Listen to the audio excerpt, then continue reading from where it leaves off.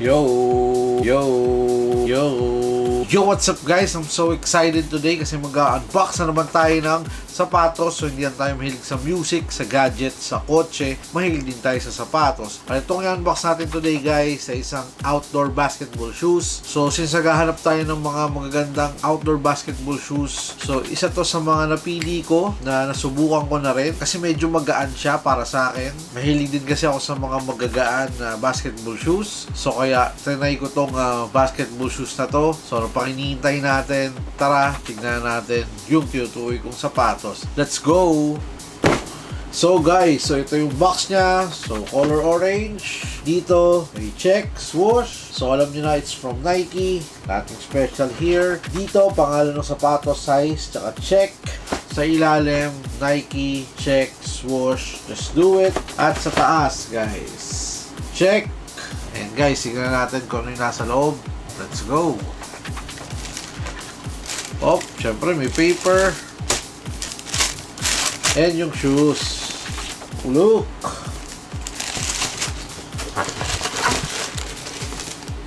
Ooh.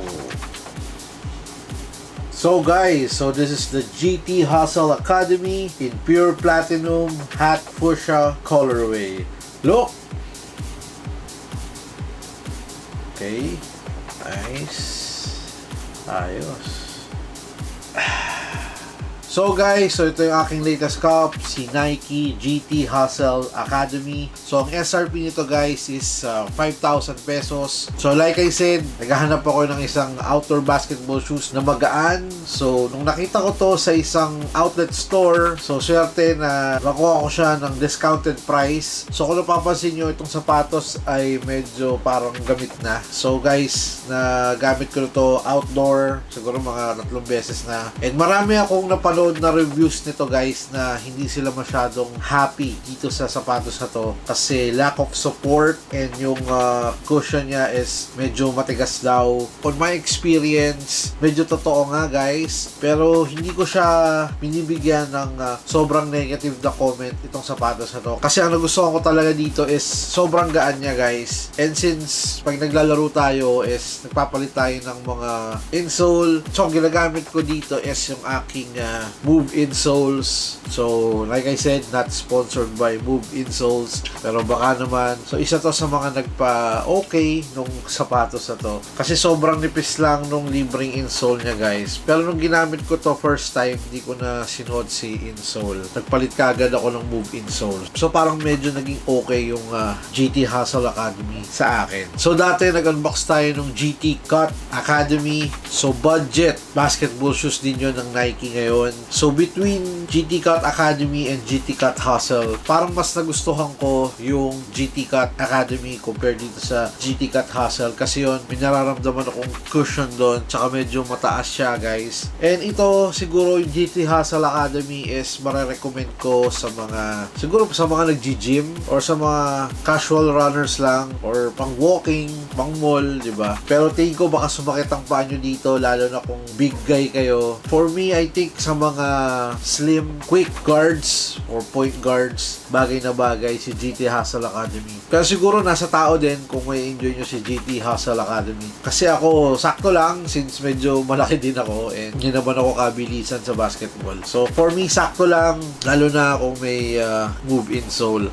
So siguro try ko sa susunod if yung insole talaga na libre, yun yung gagamitin ko dito sa GT Hustle. And alam ko merong GT Hustle 3. So yun yung parang premium shoes ng GT Hustle line. So ito yung mga budget guys, diba? May mga GT Cut. So naglalabas sila ng mga academy, ganun. So kung makakuha kayo ng discounted price ito, mas maganda kasi parang medyo mataas yung SRP niya para sa akin. So kung makita kayo ng mga discounted price, for me, sulit na rin. And mas gusto ko rin yung itsura nito compare sa GT Cut Academy. Mas gusto ko yung design. And like I said, mas magaan siya. Isa sa mga nagustuhan ko dito sa sapatos na to. So kung i-rate ko tong sapatos na to, for me, it's 8.5 out of 10. So like I said, this is not for everyone. So kanya-kanya tayo ng preference pagdating sa sapatos. Kasi noong una kong sinuot to, parang feel ko parang Kobe kasi medyo magaan. Parang feel ko ko para siya yung mga Mamba mentality noon. So nung ginamit ko siya, parang okay lang, sakto lang din. Wala nga lang masyadong support, pero okay naman sa akin yung mga ankle area, well padded naman. And yung traction sa outdoor court is stop on a dime, okay din. And yun nga lang talaga yung sikreto, palit lang ako ng insole. So maraming colorways ang nilabas nito guys. So meron pa ako nakitang triple black. So yun sana yung kukunin ko, pero nung nakita ko to sa outlet store, hindi ko na pigilang kunin kasi good deal din naman siya. Actually, pinagpilian ko to doon sa GT Hustle 2, which is yung premium na GT Hustle na sapatos. Hindi ko alam bakit pinili ko to. Siguro feel ko lang talaga yung lightness ng sapatos. And hindi naman ako masyadong nagsisisi na binili ko tong shoes na to kasi siguro baka gamitin ko lang din tong pang outdoor activity or pag nag-grocery. I think pwede rin kasi mukha siyang running shoes din, di ba? So kung kayo guys sa may mga GT Hustle Academy, anong masasabi nyo dito sa sapatos na to? Nagustuhan nyo ba? Sumakit ba yung paa nyo after nyong gamitin? Is this a cup or drop? O nga pala guys, nung binili ko to, merong made with at least 20% recycled content. So made with recycled content, kaya rin siguro magaan tong sapatos na to. So para sa akin, sakto, okay lang, GT Hustle Academy. So guys, so yung upper niya, so nakalagay sa website, so this is Flyknit daw. So parang tingin ko dito is parang textile no? Kasi yung dating Flyknit na ginagamit kong running shoes is sobra talagang lambot. Ito parang may kakaibang Flyknit na sinasabi ng Nike. So isa yon sa mga naging selling factor din itong sapatos na to sa akin. Kaya ako siya binili. So hanggang likod yung Flyknit material niya. Then may parang violet, lateral, and medial side ng sapatos. Swoosh! Ito yung kanyang lace guys. So wala siyang kasamang extra lace. So dito sa tongue, it feels like a mesh hanggang dito sa taas. So sakto lang yung kanyang tongue. Well padded naman. And nakalagay dito guys sa tongue, GT Hustle Flyknit guys. So dito sa gilid guys, sa eyelets, parang feel ko is parang siyang low quality leather yung materials na ginamit. And pati dito sa likod is kakaiba yung materials. So medyo malambot siya guys. Hindi ko alam bakit ganyan yung itsura niya, pero it is what it is. Sakto lang din yung ankle support. Wala naman akong heel slippage na nararanasan. So yung cushion nito guys is sakto lang, halos parang wala akong naramdaman na cushion. Wala akong naramdaman na bouncy effect. Parang medyo matigas siya.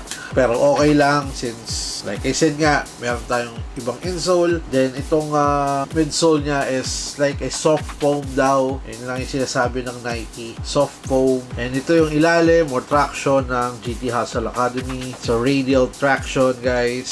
So gusto ko yung kulay nung ilalim. So guys, itong nakuha ko is merong XDR, extra durable rubber. Pag may ganito, sure shot, pwede sa outdoor. Patibay ang ilalim guys. I think this is best for dry and wet conditions din.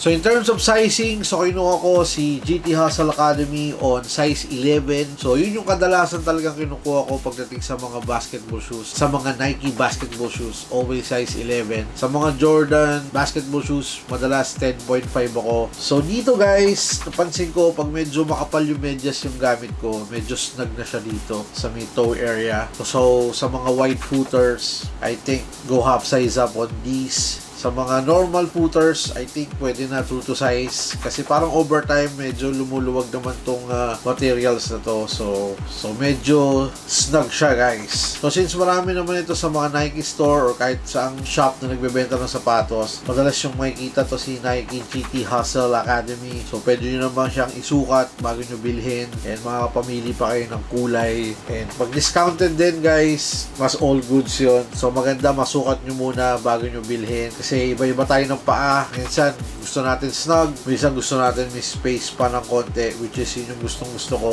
So ako nag-adjust na lang ako sa medyas para hindi masyadong snug yung feel ko dito sa toe area. Ayos. So guys, so maraming salamat. So isang quick look, quick unboxing dito sa ating Nike GT Hustle Academy. Isang okay na outdoor shoes mula sa Swoosh. Sa lahat ng subscribers sa patuloy na nanonood at sumusuport dito sa ating channel, maraming salamat sa inyo men. Salute!